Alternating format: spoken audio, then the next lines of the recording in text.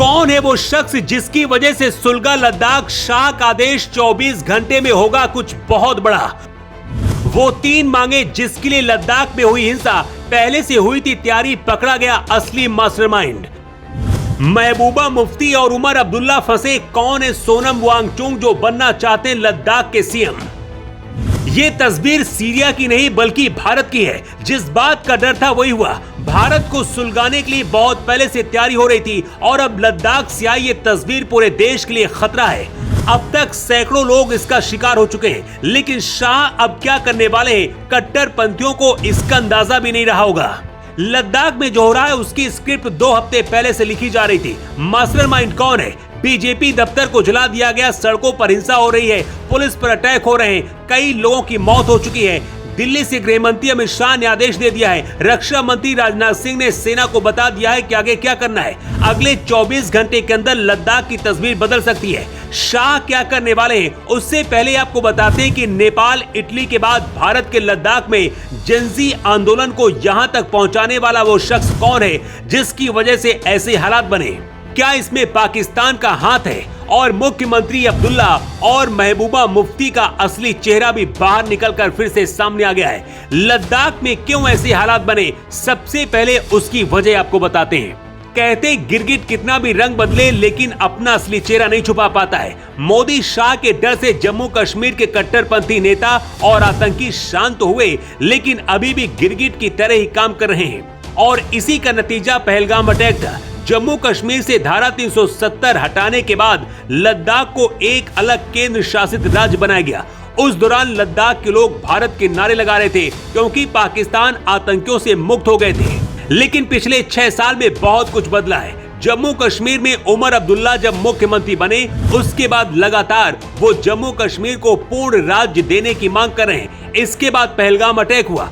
अब लद्दाख को भी राज्य का दर्जा देने की मांग की जा रही है। इसके पीछे जो शख्स है उनका नाम है सोनम वांगचुक। सोनम वांगचुक लद्दाख के जिन्जी को उकसा रहे थे, खुद भूख हड़ताल पर बैठ गए और जब ऐसे हालात बने तो अपनी भूख हड़ताल खत्म कर दी। और ये सब कुछ करने वाले लद्दाख के वही मुस्लिम हैं जो धारा 370 हटाने के बाद मोदी मोदी के नारे लगा रहे थे। तो पिछले 6 साल में ऐसा क्या बदला जिसकी वजह से ऐसे हालात बने? आगे जो हम बताने जा रहे हैं आपको बहुत कुछ समझ आ जाएगा। नेपाल में जो हुआ उसके बाद से लगातार भारत में राहुल गांधी जैसे नेता अराजकता फैलाने वालों को सपोर्ट कर रहे हैं। कश्मीर में आतंक फैलाने के लिए पहले से विदेशी फंडिंग होती रही है, लेकिन अब्दुल्ला सरकार बनने के बाद पहले पहलगाम अटैक और अब लद्दाख में हिंसा इस बात का सबूत है कि नेपाल की तरह भारत को बनाने की साजिश हो रही है। अब ये 2 तस्वीर देखिए, एक तस्वीर इटली की है और दूसरी तस्वीर भारत की है। ये सब कुछ करने वाले कोई और नहीं बल्कि मुस्लिम कट्टरपंथी हैं। तो क्या जॉर्जिया मेलोनी और मोदी का दुश्मन एक ही है? पूरी दुनिया में वामपंथियों और कट्टरपंथियों का गुट सरकारें गिराने में लगा है। जब भारत पाकिस्तान से पीओके वापस लेने की बात कर रहा है, ऐसे वक्त में लद्दाख में हिंसा बताती है कि सब कुछ अभी शांत नहीं हुआ और कश्मीर में फिर से राष्ट्रपति शासन लगा देना चाहिए। सोचिए, पूर्ण राज्य का दर्जा दिए बिना तो ऐसे हालात हैं, और अगर पूर्ण राज्य का दर्जा दे दिया जाएगा तो क्या करेंगे? कश्मीर के मुख्यमंत्री उमर अब्दुल्ला ने कहा है कि हम ठगा महसूस कर रहे हैं और मोदी सरकार के प्रति ये जनता का गुस्सा है। महबूबा मुफ्ती भी इसे सपोर्ट कर रही है। इससे पता चलता है कि जम्मू कश्मीर और लद्दाख पर और ज्यादा कड़ाई की जरूरत है। इसके साथ ही जिन लोगों को भारत से नफरत है उन्हें लद्दाख और कश्मीर से पाकिस्तान की तरफ भेज देना चाहिए। अब इस तस्वीर को देखिए, हाथ में हथियार लिए घूम रहा ये शख्स लद्दाख में कांग्रेस पार्षद बताया जा रहा है। बीजेपी कह रही है कि राहुल गांधी जो चाह रहे थे वही लद्दाख में हो गया है और ये कांग्रेस ने ही करवाया है।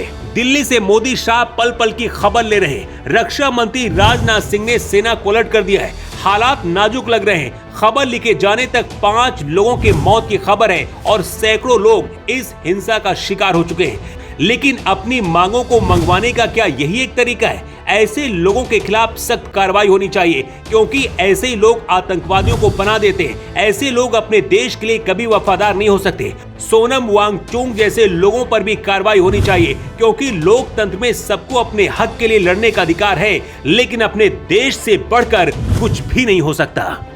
Bureau report.